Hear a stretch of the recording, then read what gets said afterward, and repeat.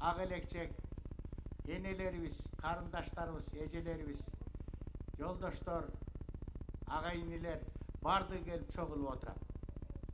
Мына бүгүнкү чогулушта өзүңүздөргө белгилүү 18-июнда ушул Манас ордосунда биринчи жолу Курманбек Салиевич менен жолугушуп атып, мындай бир сүйлөшүп алсак, биринчи сөздү Курманбек Салиевич bir 5-6 kişiye söz versek, turgan sözün bir 20 minut, 30 minut içinde aytıp biterken, anan söylegenlerge bir 5 minutun tegereginde söz versek kanday bolar?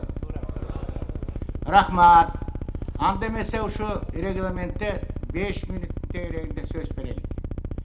Anan kımbatlı tuğanlar mına sözdün başlarışında bir jakşınakay bolup oturup, таластыктардай болуп, тартиптүү кармап, жакшынакай болуп отуруп берсеңиздер, мына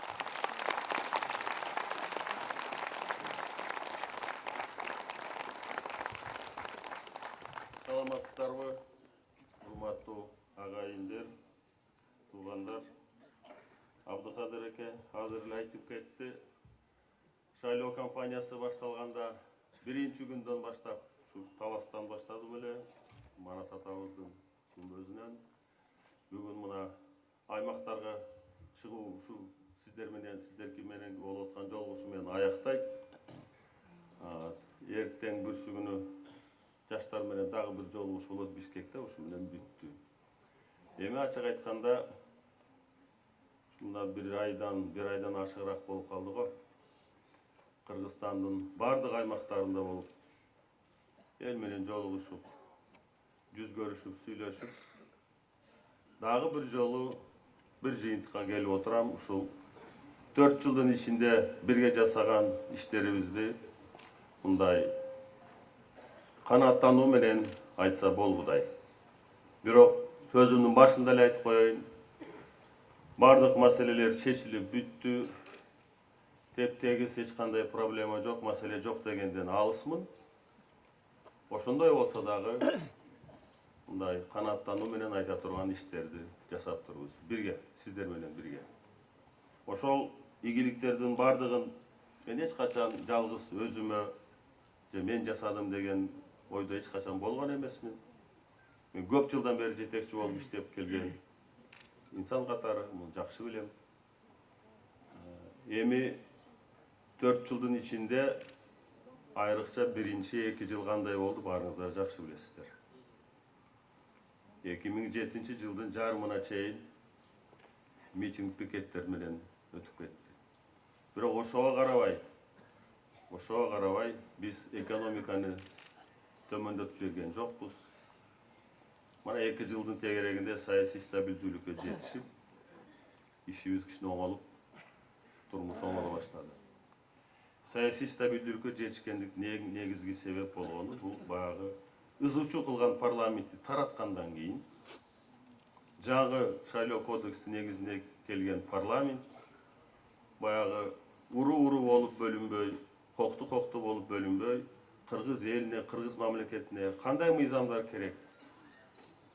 Ушу элдин турмушун оңдош үчүн өкмөт менен ынтымакта иштеген азыркы парламентке мен өзүм атыман, жалпы Кыргызстан элинин атынан ыраазычылыгымды билдиргим келет. Ушул парламент келгенден бери жакшы мыйзамдар кабыл алынып, мамлекетте саясий стабилдүүлүккө жетишип, ошонун негизинде бир топ иштер аягына чыгып атат. Жакшы иштер аягына чыгып атат. Булар кайсылар? Эми мен майда чүйдөн айтпайын. Ушу дайым эле айтып келгем, жетекчилер биз азыраак сүйлөп, көбүрөөк иштесек деген менин бул негизги принциптеримдин бири. Ошондон эч качан тайбайм, мындан ары дагы ошол өмүрүм өткүчө мен ойлойм, ушул принцип менен өтөм го. Өзүңүздөр акыркы жылдары көп эле саясатчыларды көрдүңөр, дагы көрөбүз буюрса аман эсен турсак. Сүйлөгөндө тилинен чаң чыгып булбулдай сайрашат, кылган ишин карасаң дареги жок. Ошондоктон менин принципим дайым тескери болгон. Ушул азыраак сүйлөп, көбүрөөк иш жасасак деген принцип менен келгенмин. Эми мына Кыргызстанда ушу 4 жылдын ичинде 2005 жыл авал кандай эле туугандар жакшы билесиңер. 2005 жылы авал мамлекет Кыргыз Республикасы кандай эле, коррупциянын деңгээли кандай эле, кызматтар сатылып, бюджет уурдалып, бийликке таптакыр ишенич кеткен мезгилде келдик. Абдан оор мезгилде келдик. Мага да кыйын болду, сиздерге да кыйын болду. Бирок биз акылдуулук менен, сабырдуулук менен ошол оор татаал башыбыздан мындай оор мезгилди өткөрдүк, бирок аман эсен чыкты. Эми карап көрсөңүздөр, 4 жылдын ичинде мамлекеттин бюджетин 3,5 эсе көбөйттүк. 3,5 эсе өсүш 4 жылдын ичинде бул анда-санда эле мындай көрүнүштөргө жетпесе, көп учурда мындай ийгиликтерге жетишпейт. Биз экономикабыз өнүгүп, дүркүрөп өсүп кетти деп айта албайм мен.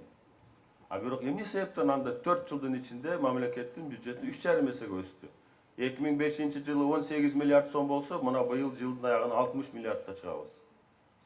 Эң биринчи себеп, урматтуу агай туугандар, бул жанакы коррупциянын деңгээлин бир топ төмөндөттүк биз. Жанакы налог менен таможняда түшүп аткан каражат мурун башка жака кетсе, азыр көпчүлүгү мамлекеттин чөнтөгүнө түшүп калды. Эми тиякта бүт эле таптаза болуп калды дегенден да алысмын. Дагы эле урдагандар урдап атат, алып аткандар алып атат. Бирок баягындай эмес, мурункудай эмес. Бул биринчи себеп. Экинчи себеп, азыр өкмөт башчысынан баштап, премьер-министрден баштап, айыл өкмөттүн жетекчисине чейин бирөөнүн да оюна келбейт бир кызматка барыш үчүн ак үйгө акча алып барып кызмат алыш. Азыр ушундан да кутулдук биз. Мен өзүм мына эки областта жетекчи болуп иштеп жүргөм, Жалал Абад областында, Чүй областында. Бир топ ушундай фактылар болгон. Губернатор катары билбей калчу элем, акимдерим бошогон. Себеп дегенде, жанакы чөнтөгү калын азаматтарыбыз ак үйгө барып эле ачык эле айтчу анда. Тиги районду мага берсең, мына 20 миң доллар, 30 миң доллар деп алып кете берчү. Ошондой мезгил башыбыздан өттү.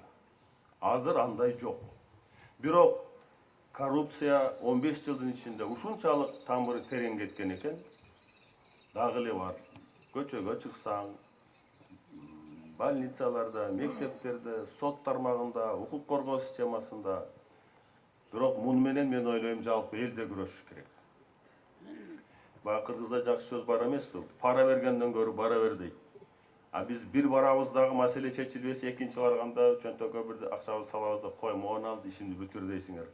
Өзүбүз кээ бир учурда чиновниктерди бузуп атканда өзүбүзбүз. Ошондуктан мен ойлойм, мындан ары коррупциянын деңгээлин да мындан да төмөндөтүш үчүн жалпы элде күрөшүш керек.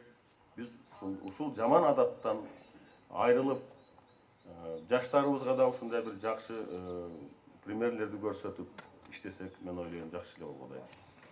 Эми мамлекеттин бюджети моундай болуп атат. Ошонун негизинде мына биз эмгек акыларды көтөрүп атабыз. Акыркы жылдарда пенсияларды көтөрүп атабыз. Эми чын айтып коюш керек, мугалимдер менен врачтардын эмгек акыларын тийиштүү деңгээлге жетти дегенден алысмын, дагы эле аз, бирок мурункудай эмес. Ачык айтып коюш керек. Эгерде 2005 жылга чейин мамлекетте бир жылда бир где-то бир 10 ашпаган мектеп курулса, азыр акыркы 2 жылда 200ге жакын жаңы мектеп гана курулду. Ремонттогондорду айтпай эле коеюн. Айыл чарбага бөлүнгөн каражат 7 эсеге өстү. Ал эми жолдорду оңдогона жана жаңы жолдорду курганга бөлүнгөн каражат 8,5 эсе өстү. Мунун баары кайдан? Мунун баардыгы биз бирөөдөн акча алган жерибиз жок, бирөөдөн карыз алган жерибиз жок. Мунун баардыгы өзүбүздүн экономикабыздын иштеп аткан себебинен. Эми бул жагы нарымдан баштап, тиягы Баткенге чейин бир да област жок, жолдор оңдолбогон. Бардык областтарда жолдор оңдолуп атат. Акыркы 15 жылдын ичинде бизде Бишкек-Ош жолдон башка жолдор каралбай калган. Муну да жакшы билесиңер. Бишкек-Ош жолдон башка борборубуздун жолдору да каралбай калган болчу. Азыр мына бардык жерде жолдор оңдолуп атат. Эми бул жол азабы, көр азабы дегендей Кыргызстанда ачык айтып коюш керек. Мына менин жеке өзүм көзөмөлүмдө турат, мына магистралдуу жолдор. Мисалы үчүн мына Таласка тиешеси бар Тарас Талас Суу Самыр. Бул магистралдуу жол бир гана таластыктарга эмес, бул жалпы Кыргызстан элине керек жол. Ошондуктан бул жол менин жеке көзөмөлүмдө. Ошондой эле Ош Сары Таш Иркештам мына азыр Күлчөгө чейин барып калды. Ош Бишкектин жолу кандай болсо, ушул жолда ошондой сапаты боюнча. Бишкек нарын Торогар, Түп Кеген, ишкылып бардык областтарда. Эмки жылы буюрса мына Ысык Көл областындагы Ысык Көлдүн тегерегиндеги тиги жолду түштүк жээгинен баштайбыз. Кече жакында барып көрүп келдим. Бул түндүк жээги бир топ дурус, тияк таптап болбой калган экен. Ошентип буюрса жакын арада Кыргызстандын мындай магистралдуу жолдордун бардыгын ушундай бийик, жогору деңгээлге алып чыгып бүткөнгө мүмкүнчүлүк бар. Мунун бардыгы жасалып атканда өзүбүздүн негизинен каражат боюнча өзүбүздүн техника менен жасап атабыз. Буга да бир топ каражат кетти. 250 миллион сом акча кетти ушу жаңы техника алган үчүн. Жолдорду оңдой турган и жолду ремонттогон техника үчүн. Булар да өз убагында сатылып кеткен экен. Эми мына карап көрсөңүздөр, биздин биринчи катарда отурган аксакалдарга кайрылгым келет, биздин апаларга. Булар өз убагында колхоз, совхоздордо, завод, фабрикаларда жанын аябай иштешкен. Эми буга чейин биз көтөргөн пенсия эгерде 10%, 15% болсо, ашып барганы бир жылдын ичинде 30%тен ашып көтөрө алган эмеспиз. Мана азыр мүмкүнчүлүк түзүлүп калды. Кече жакында мына 50%га көтөрдүк элек. Менде болгон маалымат боюнча Кыргызстандын бардык аймактарында жаңы пенсия акча которулуп бүттү, алгандар алып да бүтүштү деп. Анча мынча эле албай калган фактылар болупса, негизин алып бүтүштү дейт. Азыркы мезгилде социалдык фонддо 4 миллиард сом акчабыз бар. Демек дагы көтөрсөк болот. Мунун бардыгы эмнеден чыгып атат туугандар? Мунун бардыгы экономиканын өнүгүп өсүп аткандан болуп атат. Мына биз кабыл алган мыйзамдар акыркы мезгилде өндүрүштү колдоп, ишкерлерди колдоп, текшерүүлөрдү азайтып, азыркы биздин өндүрүштө иштейин деген, бир өзүмдүн бир чакан ишканамды ачып, бир ишкер болоюн деген азамат уул кыздарыбызга бардык жагынан шарт түзүлгөн. Мыйзам жагынан да ыңгайлуу шарттар түзүлгөн. Экинчи жагынан каражат да бар. Бүгүн 300 миллион доллар акча жатат. Мына буюрса бүгүн жума болуп калды. Биринчи күнгө чейин жанакы өнүктүрүү фондунун жетекчилери аныкталат, такталат, конкурсту бүтүп калды деп айтышты мага. Ушул фонддун мына жетекчилери аныкталса эле мына 300 миллион доллар акча турат туугандар. Ошол бизнес планыңарды берип, проектиңерди берип, ушул кайра иштетүү ишканалар болобу, кандай гана тармакта иштетейин десеңер мына акча турат. Эң негизгиси мыйзам. Кыргызстанда бүгүнкү мыйзамдардын кабыл алган мыйзамдардын көпчүлүгү ушул ишкерлерди колдоп элдин турмушун оңдогонго багытталган. Ачык эле айтып коеюн, бир гана Борбордук Азияда эмес, СНГ боюнча биздикиндей шарт ушул ишкерлерди колдоого багытталган шарт мындай жок. Ошондуктан астыбызда жакшы дагы чоң ийгиликтер күтүлүүдө. Мен буга толук ишенем. Себеп дегенде азыркы бүгүнкү күндөгү акыбал буга мындай гарантия берип атат. Мага дагы, мен үчүн да, сиздер үчүн. Эми 2005 жылга чейин канча ишканалар токтоп калды эле, өзүңүздөр билесиңер. Эми четинен бир экөөсүн мисал катары айтып кетейин. Мына кече жакында Кызылкияга барып цемент заводду ачып келдим. 1 миллион тонна цемент чыгарат буюрса ушул завод. Мына августтун бир 10-на чейин уже цемент чыгат. Азыр клинкер чыга баштады. Бул цементтин сапаты абдан бийик. Экинчиден баасы арзан болот. Себеп дегенде көмүр менен иштейт. Ушул цемент заводду ишке бергенден кийин мына 1,5 миңге жакын киши иштейт. Ал эми ушул цемент заводду көмүр менен камсыз кылып, башка көмүр өндүргөн биздин өндүрүшчүлөр дагы мына өздөрүнүн иши оңоло баштайт. Ошондуктан анын баасы где-то 2 эсе болбосо да жок дегенде 1,5 эсе төмөн болот. Демек, турак жайыз калам дегендерге, кичине бир стройка менен баягында алек болгондорго дагы жакшы шарт түзүлүп атат. Иш кылып түштүк аймагы, Ош обласы, Жалал Абад обласы, Баткен обласы толугу цемент менен жабылат. Тыгы кыйналып бул канттан ташыбайт эми цемент. Рас тияктан дагы бир жаңы цемент завод курулгандан кийин эми бул заводдун дагы баасы акыры көтөрүлбөш керек. Асманга чыкпайт, баягы кээ бир мезгилде болуп кеткендей. Дагы бир чоң ишканабыз бул кызыл тиги таш көмүрдөгү завод, кремний чыгарган завод. 20 жылдан ашык ушул заводду кимдер гана аракет кылбады ишке киргизебиз деп. Болгон жок, мына азыр ишке кирди. Мында чыккан продукция дүйнөлүк рынокто эң керектүү продукция поликристаллический кремний. Бул электрониканын негизи, основасы. Мындай заводдор болгону гана бир 9-10 мамлекетте бар дүйнө жүзүндө. Ошонун катарына мына Кыргызстан кирип атат. Биз сыймыктансак болот мындай ийгиликтер менен туугандар. Бул заводдун келечеги абдан чоң. Ошол заводдон чыккан продукцияны Чүйдөгү тиги Орловкадагы завод мына монокристаллический кремний чыгара баштады. Эми мындан кийин биз жанагы жалаңгала агрардык өлкө болбой, эми биз өзүбүздүн электроникабызды өндүрсөк болот. Себеп дегенде негизги электроникага колдонгон продукция мына өзүбүздөн чыга баштады. Ошондуктан бул жана мен айткан ири ишканалардын келечеги абдан чоң. Дагы эле чоң бир объекттердин бирин айтып койбосом болбойт, бул Кара Балтадагы Тоо-кен комбинаты. Ушул комбинат быйыл жылдын акырына буйруса Советтер Союзунда кандай иштеген болсо, мына ошол кубаттуулук ошого чыгып калды быйыл. Бу да оңой болгон жок. Мунун бардыгы, урматтуу агайын туугандар, эмне себептен болуп атат? Мунун бардыгы ушул биздин азыркы парламент менен өкмөттүн ортосундагы ийгиликтүү иштердин бири.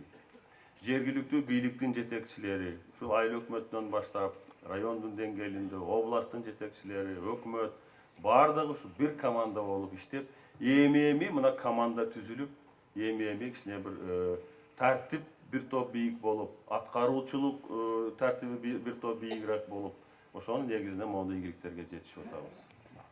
Дагы бир биздин мындай бир чоң жетишкендиктерден, акыркы жылдары жетишкендиктердин бири бул мына Кумтөр кен комбинаты боюнча. Кумтөр боюнча мына канча жылдан бери сөз болуп келген. Кумтөр кен комбинаты боюнча 15 жылдын ичинде мамлекеттин казынасына 300 миллион доллар акча түшүптүр. Ачык айтканда Кумтөрдүн жакшылыгын кыргыз эли көрбөй эле калды. Эми азыркы келишимдин негизинде алдыбыздагы 15 жылдын ичинде мамлекеттин казанасына 3,5 миллиард доллар түшөт. Карасаңар 11 эсе көп. Бул абдан чоң жетишкендик. Ушул келишимге чыгыш үчүн 3 жыл короттук. 3 жыл убакыт кетти. Бирок аягына чыктык. Буга чейин мындай маселелер чечилчү эмес. Мунун бардыгы мен ойлойм ушул бүгүнкү жүргүзүлүп аткан мен мамлекет башчысы катары өкмөт, парламент дагы бир жолу айтып коеюн. Биз туура жолдо баратканыбызды, биз чыныгы эл үчүн кызмат кылалы деп иштеп аткандын жыйынтыгы деп белгилесем болот. Биз биринчи күндөн бери айтып келгенбиз. Эл бийлик эмес, бийлик элге кызмат кылыш керек деп. Эгерде чыныгы бийлик элге кызмат кылгысы келсе, анда мен жанакы айткандай ийгиликтерге жетишсек болот экен. Эгерде бийлик өз менен өзү, эл өз менен өзү болсо, анда моундай ийгиликтер жаралмак эмес. Булардын баары оңой болгон жок, бирок булардын бардыгы мындан ары дагы жакшы жыйынтыктарын берет деп мен толук ишенемин. Себеп дегенде буга негиз бар. Анан эми акыркы жылдары мына биз айыл чарбага жакшы эле көңүл буруп атабыз, бирок мен ойлойм бул жерде дагы азыр бир топ жакшы демилгелер болуп атат. Мен өзүмдүн атыман өткөндө Сусамурда айттым эле, жанакы 5 демилген боюнча. Айыл чарба тармагында ачык айтканда жанакы ар бир райондо МТСтерди кайрадан түзбөсөк болгудай эмес. Техниканы бир жерде топтоп иштеткизбесек, анда техникалар эффективдүү пайдаланбай атат. Анан жанакындай тендер деген нерсени жакшы билесиздер, угуп атасыңар. Тендердин бардыгы Бишкекте өтөт. Катышкандар деле ошол жерде, ал эми Бишкектен алыста тургандар колунан эчтеке келбейт. катышпай калат же катышса да утулуп калат. Анан тендерди кантип өткөрүп атканда кабарыбыз бар. Ошол коррупцияга бир жол. Ошондуктан муну да азыр буга да тыюу салынып, мындан ары тендерisi жок эле мамлекеттик госзакупка аркылуу Агропрод корпорация кабыл алат продукцияларды баарын. И айыл чарба продукцияны өндүргөндөр өтө эле кыйналбастан биз өзүбүздүн өндүрүшчүлөрдү колдошубуз керек. Чет жактан тиги ар дегени алып келе бербей. Ошондуктан бул чечим кабыл алынды, буйруса мына жакын арада бул да механизм иштей баштайт. Анан айыл чарбаны мына каржылоосу жагынан боюнча мына 1 миллиард сомго жакын каражат такталган. Мен эч качан жанакы ой жүгүртүп асмандан бирдеме ар нерсени айта бербейм. Айткан цифралардын баардыгы анык, такталган цифралар 1 миллиард сомго жакын ушул айыл чарба тармагына пайдаланганга мүмкүнчүлүгүбүз бар азыр. Анан жагы айыл чарбасына камсыздандыруу же жанакы орусча айтканда страхование деп коет. Муну да ишке киргизбесек болбой калды туугандар. Эмки жылга буга 100 миллион сом каралып атат. Жер көчкү болот экен, сел жүрөт экен. Ар кандай кырсыктан эми бул табигаттын кырсыгы экен. Канча малдар агып кетти, канча зыян тартып атабыз. Эмне үчүн муну киргизбейбиз биз? Ошол камсыздандыруу системасын киргизсек, жок дегенде ошол анча көп зыян тартпай бир топ немеңерди кетирилген ущербти мамлекет өзү сиздерге төлөп бергенге мүмкүнчүлүк түзүлөт. Дагы бир айтып кетчү нерсе, мен ойлойм бул могу жерде мына биздин энергетика боюнча. Эгерде мындан бир 4 жыл мурун кыргыздар ушинтип ГЭС курат экен десе, ачык айтып коюш керек, күлөт эле. Күлмөк баары. Кыргыздар силер тиги эмгек акыңарды убагында бере албай атасыңар да ГЭС курабыз дейсиңер деп. Мына биз азыр өзүбүздүн каражатыбыз менен, өзүбүздүн күчүбүз менен Камбарата 2-ни куруп атабыз. 1 жыл болду эле барбаганыма, кече барып абдан ыраазы болдум. Жанакы биздин кээ бир саясатчылар айтып атпайбы?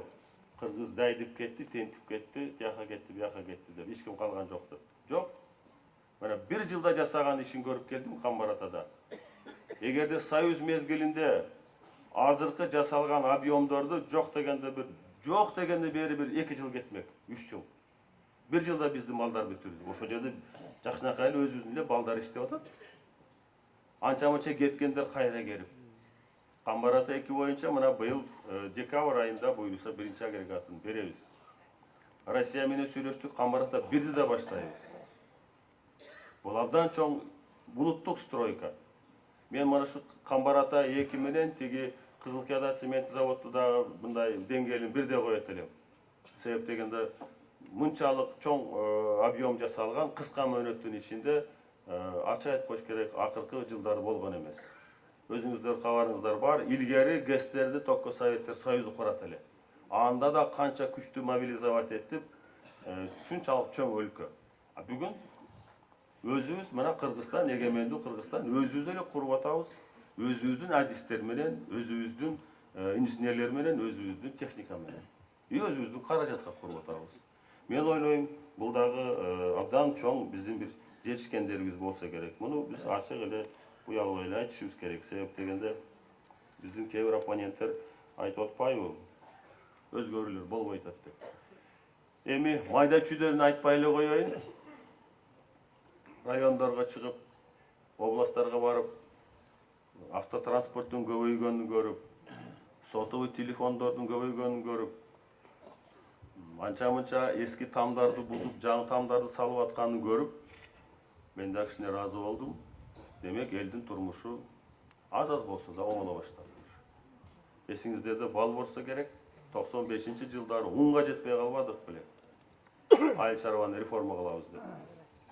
Биздин кээ бир азаматтар чет жака барып келип эле, ушул малды бөлүп берсең эле, жерди бөлүп берсек эле жыргап калат экенбиз деп, бүт ири чарбаларды талкалап, анан отуруп калдык, малдын башында кескин түрдө кыскартып, ачарчылык аз-аз калды барып калганыбыз. Ал да башыбыздан өттү. Ошондуктан алыстыбыз да азыр билим берүү системасында реформаларды сөзсүз жүргүзөбүз. Укук коргоо системасында реформаларды жүргүзөбүз. Сот системасында реформаларды жүргүзөбүз. Эми айрыкча бул сот системасы боюнча ачык айтып коюш керек, элдин абдан кыжырын келген тармактардын бири болчу бул. Кимдин акчасы болсо ошол сотту утуп, кимдин оозу кыйчык болсо да байдын баласы сүйлөсү дегендей, ошондой мезгилге келип калдык элек. Мына акыркы 1 жылда карагыла, канча сотту мен кызматтан бошоттум. Бир тобун үстүнөн иш козголду. Уголовный иш козголду. А мурун мындай механизм жок эле, ачык айтканда. Азыр мына сотторда кичине ойлонуп калды. Акокуй мен таза иштебесем, мени кызматтан алып коет турбайбы деп. Таза иштебесем, мен деле кесилип кеткидеймин деп. Эми мына ошондой механизм бизде пайда болду. Бирок мен ойлойм, сот тармагында биз аксакалдар сотунда кичине бир күчөтүшүбүз керек. Эми майда чүйдө кылмыш үчүн балдарды апап камай бербей, аксакалдар сотуна өткөрүп бериш керек. Майда чүйдө кылмышкерлерди.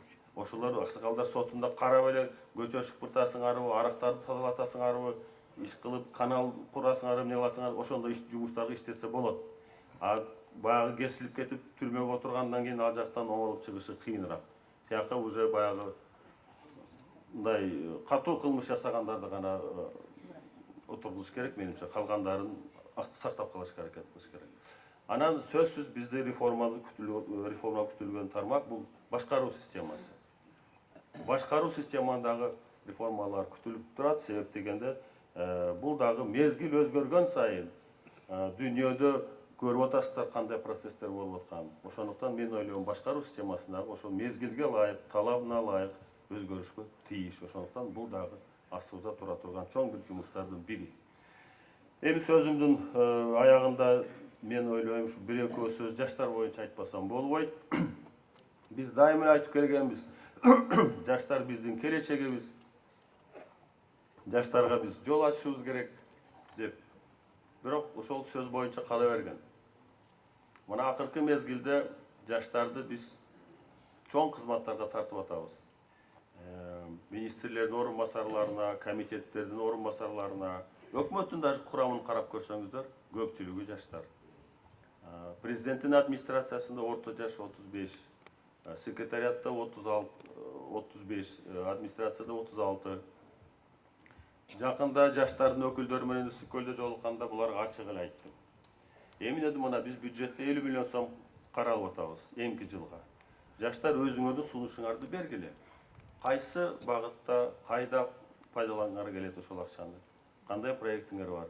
Өкмөттө ошону коргогула дагы и пайдалангыла. Эгерде ошону өздөштүрсөңөр, эмки жылга 2 эсе көбөйтөлүк. Бул жанакындай жөн эле сөз эмес, бул конкреттүү бир мамлекет жагынан болуп аткан камкордук. Анан 2006 жылы, эсиңизде да барбы жокпу билбейм, февраль айында физкультура академиясына өзүм барып бир семинар өткөрдүм эле спорт боюнча. Ошондо айткан болчумун, жаштарды биз көчөдөн спорт залга тарталычы, стадиондордун акыбалын карагыла, стадиондорду чөп басып, сазга айланып, бүт талкаланып кеткен болчу. 2 жылда мына жаштарыбызга кандай результат берди бизге. 2 жылдан кийин мына Олимпиадада күмүш медаль, коло медаль алып келишти биздин балдар. Азия оюндарында болсо биринчи орундарга ээ болушуп атат, чыгып атат. Мен ойлойм, азыр мына кайсы гана районго барба, бардык жерде ушу спорт залдар курулуп, стадиондор оңдолуп, жаштарыбыз көчөдө жүрбөй, баягы кызыгып, спортко машыгып, бул эң биринчиден ден соолукка керек. Биздин жаштардын өзүнө керек. Ошондуктан мындан ары дагы мамлекеттин саясаты ушул жаштарды тартканга аракет кылабыз. Бирок мен жаштарга да кайрылат элем, жанагындай пассивный эле күтпөш керек да, бул биздин агаларыбыз качан бизге жакшы турмушту куруп берет экен деп. Азыртан өзүңөр активнирээк болушуңар керек. Чиновниктердин табыйгаты ошондой. 70ке чыкса да кызматтан кеткиси келбейт. Отура берет айнен. Ошондуктан жанында иштеген жаштар кичине жандуураак болуп, активнирээк болуп, байке, бол эми, жыл эми, мен даяр болуп калдым дегенге чейин барыш керек, ачык эле айтканда. Антпесе отура берет. Туурабы Абдыкадыр эке?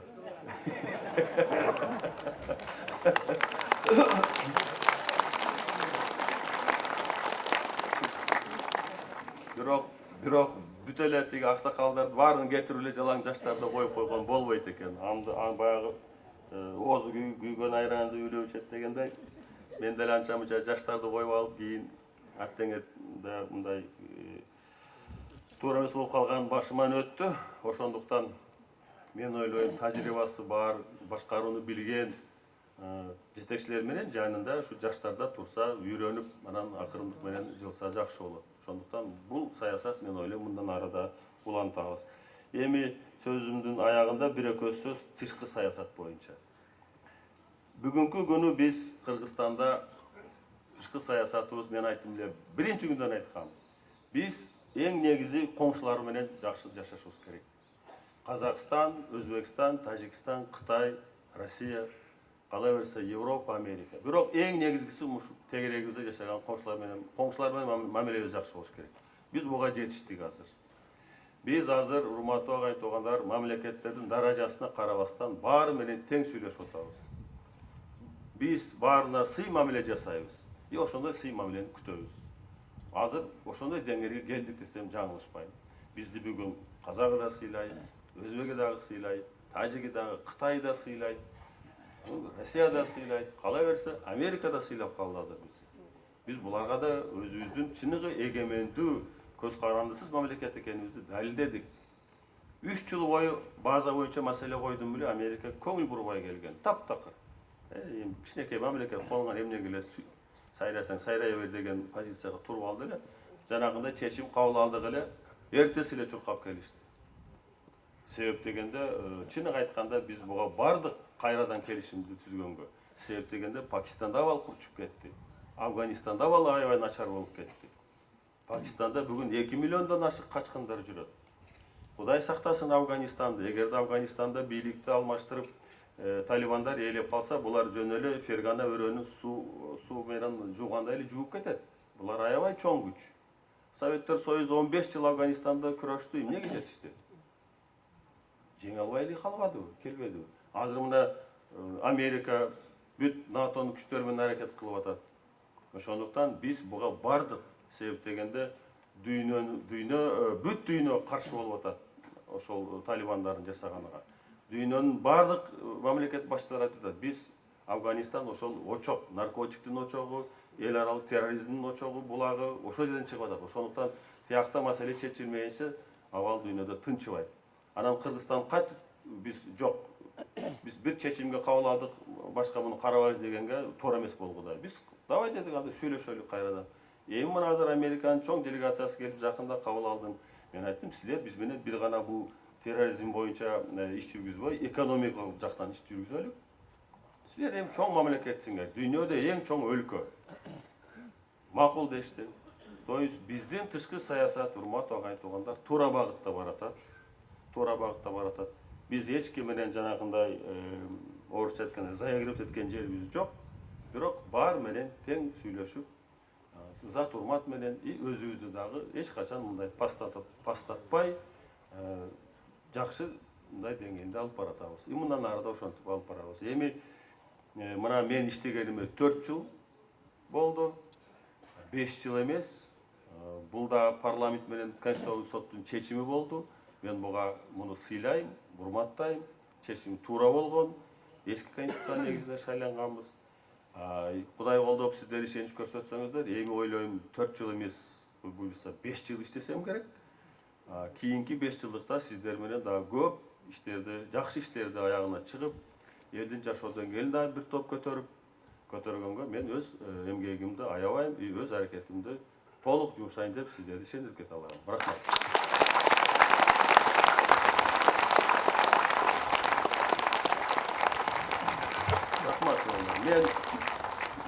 Менин көз карашымды, бул оппозицияга кандай көз карашым экен баарыңар жакшы билсеңиздер керек. Мен оппозиция менен дайым сүйлөшүп келгем, биз сүйлөшүп, азыркыга чейин эле сүйлөшүп жүрөбүз, сүйлөшөм дегендер менен. Буларга кандай гана кызматтарды бербедим. Иштегени иштеп кетти, иштеп атат. Эптей албаганы кетип калышты. Эми кээ бир оппозиционер айтып атпайбы, министр болуп иштей албайт экен, өкмөт башкара албайт экен, алар только ушу президент болуп иштей алат экен. Эми буларга эл тараза, эл өзү баа берсин. Ошондуктан мен ойлойм, мен эч качан буларды четтетип, таптакыр эле буларды мындай каралаган жерим жок. Оппозиция керек, любой мамлекетте керек. Бийликте тургандарды жанагындай көзүн бай басып кетпеш үчүн оппозиция керек. Бирок булар дагы конструктивный оппозиция болуш керек. Акты ак деп, караны кара деп. Анан бардык эле нерсени каралай берген капкара боё берген менимче туура эмес. Калыс болуш керек. Бул Кудайга да жакпайт, элге да жакпайт. Ошондуктан менин көз карашым, биз иштеп келгенбиз булар менен, мындан ары да иштейбиз. Чыныгы элге кызмат кылайын, эл үчүн иштеп берейин дегенде мен иштеп атпайбы азыр деле. Бирок жанакындай анча-мынча сөздөр айтылып атпайбы? Эми кечире салсам. Булар айтып атпайбы? Оппозицияга бүгүн ачык айтканда экономика боюнча айта турган сөз жок. Тышкы саясат боюнча айта турган сөз жок. Булар жанакыдай дежурный эле сөзү бар, үй бүлөлүк башкаруу дейт. Ана мен бир-эки жерде күлүп айттым. Эми туугандар, бул сөз жанакы мурунку бийликтен эле баягы келетат ошо бойдон. А менден кийинки президент бой президент болобу, холостой президент болобу. Ал деле бир үй бүлөсүз бирөө келет да, туурабы? Анан баарына эле ушинтип үй бүлөлүк башкаруу дей берсе, мен ойлойм, бул деле туура эмес да. Караш керек да. Караш керек да. Анан эле эми бир кандай сын болбосун, ушул сын пикирлер айтылганда да мындай негизи бар бир сөздөр айтылса да. Анан эптеп эле каралаш үчүн эле жок нерсени айта бергенде эле мен ойлойм туура эмес. Бирок акыркы жылдары эл ушунчалык бийликке ишенбей калганда, чындыкты айтса ишенбейт, ушакты айтса баары ишенет. Кече жакында эле жана айтышка туура келди, ат башыда тиги тор карт боюнча. Сөз чыгарып муну Кытайга арендага берип жиберди. Ой, тооба кылдым эй. Аны мен ат башыга барганда угуп атам. Эми жөн эле жанакы чек арачылар менен таможнянын болуп аткан сүйлөшүүлөр. Ошол постто иштеп аткандар өтө эле кыйналып кетти, посту бери жака жылдыралы деп. Бирок Кытай менен Кыргыздын ортосунда маселелер жок, баары чечилген. Анан комиссия жөнөттүк эле айтышты, жылдыргандын кереги жок. Андай ар кандай жолдор ачылып атат тияктан келгенге. Токтосун, калсын дедик. Маселе чечилбей турса деле уже айтып атпайбы, мына бериптир, сууну сатып атыптыр, жер, эмне Кудай тооба кылдым. Булар ойлойт окшойт, кандай кара мамлекет болбосун, 1 квадратный метр жерди берип коюш бул оңой эмес. Бул абдан татаал нерсе туугандар. Ошондуктан мен ойлойм, кичине бир топту алдаса болот, бир саясий күчтү алдаса болот, бирок жалпы элди алдаш кыйын. Мен ойлойм, ушул биздин элибиз акылдуулугу менен, сабырдуулугу менен дайым кыйынчылыктардан чыгып келген. Мындай нерселерге да калыс баа беришибиз керек. Анан анча-мынча ушак сөздөргө эле ишене берип, анан бийлик тигинтип кетти, мынтип кетти дегенге мен ойлойм, мүмкүнчүлүк бербешибиз керек. Туура эл арасында туура иштерди жүрүп аткан иштерди туура түшүндүрүп, баарын ачык айкын айтса, мен ойлойм, баарын эл түшүнөт, туура эле кабыл кылат. Баарыңыздарга ден соолук каалайм дагы бир жолу. Ийгилик болсун, бактыктуу алайлуу бололук, баарыбыз келечегибиз кең болсун. Рахмат. Кымбаттуу туугандар, эми сөзмө-сөз ооз-2 суроо берсек саал созулуп кетти. Агыне бир туугандар, урматтуу Курманбек Садыевич, куш келипсиз Кут-Дарыган Талас жергесине. Биз таластыктар сиз менен мына ушул жакын бир айдын аралыгында 2 жолку жолугушубуз биздин баарыбызды сыймыктантып турат. Себеп дегени сиздин улуулугуңуз ушу Талас жеринде Кыргыз империясын орнотуп, Манас ата ордосун түзгөн, үзүлгөндү улап, бүлүнгөндү чогултуп, ынтымакка чакырып, кайраттуу жоокерлери менен, намыстуу жоокерлери менен, чыгыш менен батыштын ортосундагы эң чоң империяны түзгөн Айкөл атабыздын жана өткөн 20-чы кылымдан баштап ушу Кыргыз мамлекетин дүйнөгө тааныткан көркөм сөздүн алпы Чыңгыз агабыздын арбагын сыйлап, жана ушундай мыкты инсандарды Кыргыз элине белек кылып берген Талас жергесине, Талас элине урмат кылып келишиңизди сиздин улуулугуңуз деп эсептейм. Урматтуу Курманбек Садыевич. Өткөн 4 жыл сиз бийликтин башында турган оңой жылдар болгон жок. Муну айтканга оңой. Ал эми алгачкы 2 жылында ар кандай митингдер, ар кандай жүрүштөр, бийликке кумарын арткан, жеңил кыял калдыргандар эл арасын дүрбөлөңгө салып, elдің тыныштығын бұзып, мамлекеттің тыныштығын бұзып, bir топ қауіпті işlerді тудырышты. Бирок, Курманбек Салиевич, siz özünüzden жаштайыңыздан баштап бүткүл кызматтын этабын өз жолуңузда базып өтүп, мол тажрыйбаңызга таянып, жана сизди колдогон ак ниет, ак пейил, жүрөгү таза адамдарга таянып, мына ушул 4 жылдын аралыгында эң оор жылдар болсо да көзгө толорлук урунтуу сонун иштер жасалды. Эми муну чечмелеп айтып отуруш мага 2 саат убакыт аздык кылат туугандар. Сиздер билесиздер, мени тааныйсыздар. Бирок айтпай коюшка да болбойт. Ошондуктан анча-мынчасын сиздерге айтып өтөйүн. Эң биринчиси, Курманбек Салиевич, мына сиз бийликке келгенден баштап кыргыз элинин, айрыкча айылдык элдин эң негизги тамагы болгон нан, азык түлүктөрдүн şu bazı asmandabay geçişine tüsten tüs gözömöldük kılıp uşunu özünüz karap durdunuz. Mına oşonun natijasında bugünkü günde azık zatlardın bazı asmandabay el tokçulukta, tınççılıkta mamleketke bolgon işin için arttırıp durат. Bu birincisi. Ekincisi, mına uşul Kömüsköy'de arganday jol menen tышка ketip atkan Her kimden çöntөгүнө түшүп аткан акчалардын бардыгы айланып келип, өзү мамлекеттин, элдин казынасына келип түшкөндүгү туугандар. Мунун өзү бардык катмардагы иштеп жаткан элдердин, кызматкерлердин маянасынын көтөрүлүшү. Ал эми начарраак үй бүлөдө жөлөк пулга таянып турган үй бүлөгө жөлөк пулдардын көтөрүлүшү. Ал эми Кыргызстанда pensionerlerin sаны az emez, 500 bin tegereginde olup жүрөт. Mına uşul pensiyalardın kvartal sayın, jıl sayın kötörülüp duruşu az da bolsa çöntöktörün içinekey tolturup bala çakasına göz korluğundan alıstatты. Munun özü tuğandar en çoğun көрсөткүч деп ойлойбуз. Эми бардык нерсе экономиканын базасын чыңдалышы менен аныкталат туğandar. Эгерде экономика Finansı meselesi orduna gelip düşmese bizdin sayragan tilimiz eş nersege arzubasın turmuş özü görset gelet. Bir gana kiçinekey nerseni Kурманбек Салиевич özü de aytıp ketti. Men geçe oturup alıp şul kalkulatorga salıp ezettep de gördüm. 300 milyon dolar 15 yılda kumtör altın kendinden düşse azır aldıda turgan 15 yılda 3,5 milyar. Bul degen tuğandar. Ar yıl sayın bizdin kazınavızga 10 milyar som jalan kumtörden gelip düşüp turarın mına uşul azırkı түскөн bizdin gelişim көрсөтүп отурат. Бул деген эмне туугандар? Акчанын канчалык көп түрдө келип түшсө, бүгүн Курманбек Салиевич айтпады, 17 миллиардтан 60 миллиардка чыгып атабыз деп. Туугандар, Кудай тынччылыгын берсе, ортобуздагы ынтымак ушинтип бекем болуп турса, жакынкы 3 жылда бул 60 миллиард 100 миллиардка чыгарына шек жок.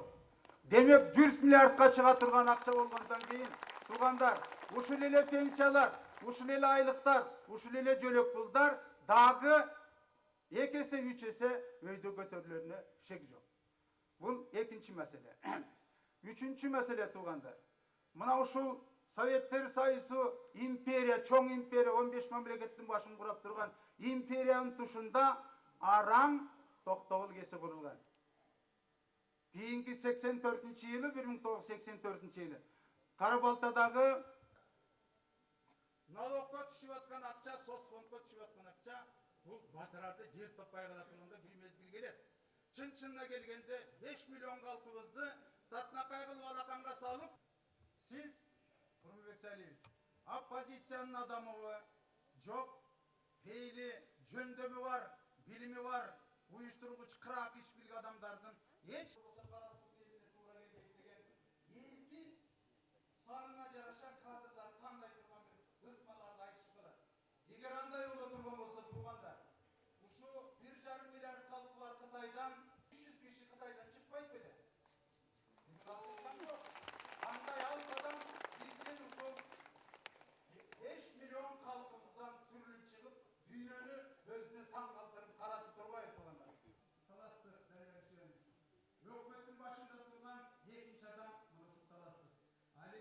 министрликтерде, ведомстволордо турган балдарыбыздын саны бир бармы? Бул эмне деген турганда? Бул азыркы бийликтин кадр маселесине тыкандык менен карап, акыйкаттык менен мамиле жасап тургандык деп ойлойбуз тугандар. Эми бир акыркы айта турган сөзүм, Курманбек Салиевич, көзүңүздү көрүп мактай турган сөз эмес, бирок сиз өзүңүз айтып кеткендей, şu жакынкы кийинки жылдарда Шанхай уюмунун биримдигинде же болбосо жакынкы Орто Азия мамлекеттери менен жакында Астана Алматыда жолугуп келген өз ара сүйлөшүүлөрдө, кездешүүлөрдө Кыргызстандын аброюн абдан өтө бийикке келтирдиңиз. Мына биз бул жакта туруп алып, чакан мамлекет болгон менен жетекчи өзүнүн ордунда болсо, жанап бөдөнүнү сойса да касапчы сойсун дегендей, үйдүн ичиндеги, үйдүн тирилигинде де ээси табылса, райондун ээси табылса, областтын ээси табылса, ошондой эле мамлекеттин ээси табылса, туугандар бардык жумуш алдыга жыларына биз көзүбүз көрүп ынанып турабыз. Ошондуктан сиздин Алматыдагы жасаган тирлигиңиз, мына ушул суу маселесин ар кимдин өзүнүн аймагындагы, өзүнүн жериндеги байлыкка өзү кожоюн экендигин таамай айтып койдуңуз. Эми бардыгы сизди урматтап, сиздин деңгээлиңизде сүйлөшө турган болжолго келип калды.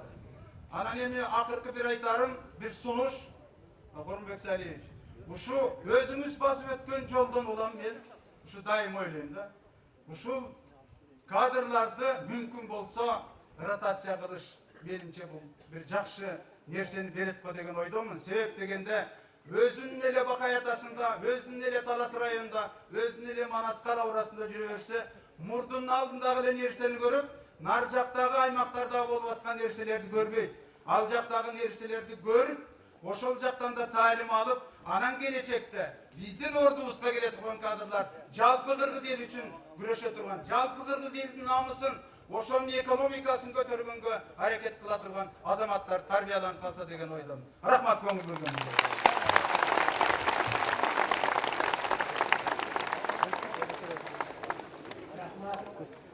Söz konup kaldı da, aytsa aytıp aldı. Evi kийинки чыгып сүйлөгөндөр şu регламентти bir байыл эмессеңер, али эле асфальт үстүнө суу чече берсе болбойт экен. Регламент менен сүйлөшеличи. Сөз Манас районунун Кызыл Жылдыз айылынын Рахманбек.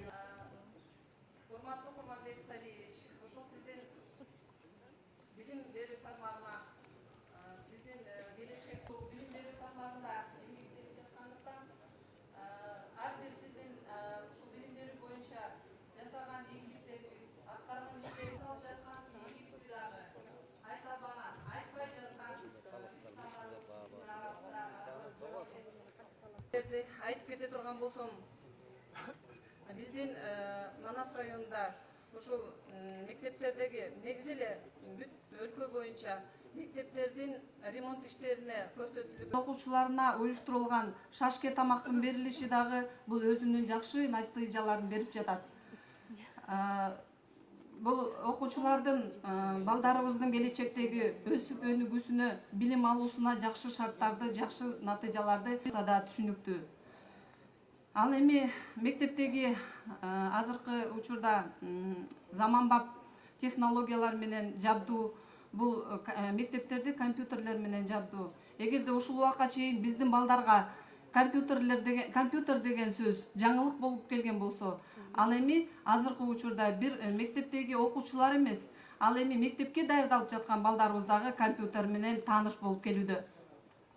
Азыркы күндө мен айта алам, бар билим берүү мекемелердин ушул азыркы күндө 2 миллион 160 миң сомдук өлчөмдө долбоор 25 долбоор жазылып, ошол мектептерде ишке ашкан. Андан тышкары дагы мекемелердин алкышына ээ болдуңуз. Андан тышкаркы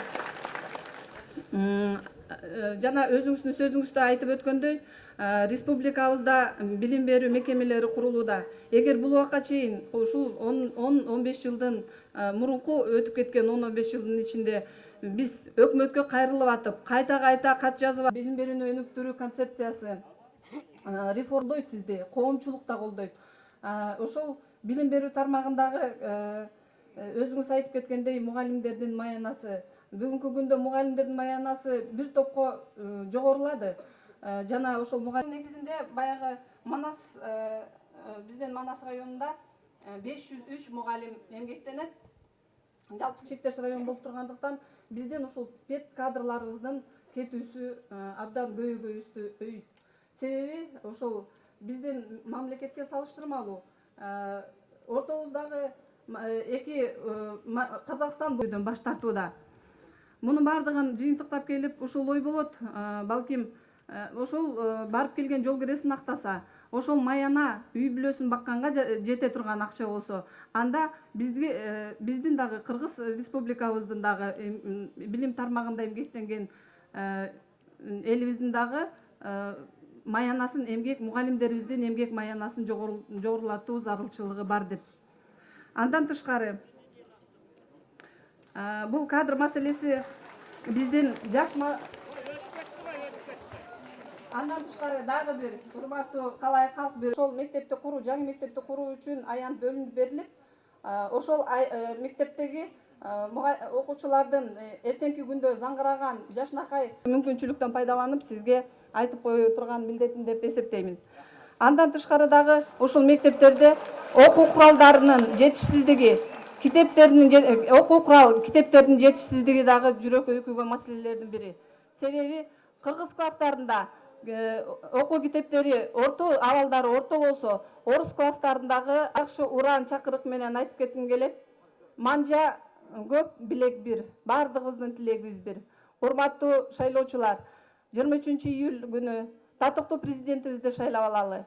Бардыгыбызга жана айтып кеткендей ыйман, ырыскы, ынтымак берсин демекчимин. Көңүл бурганыңыздарга чоң рахмат. Жатат айланайын.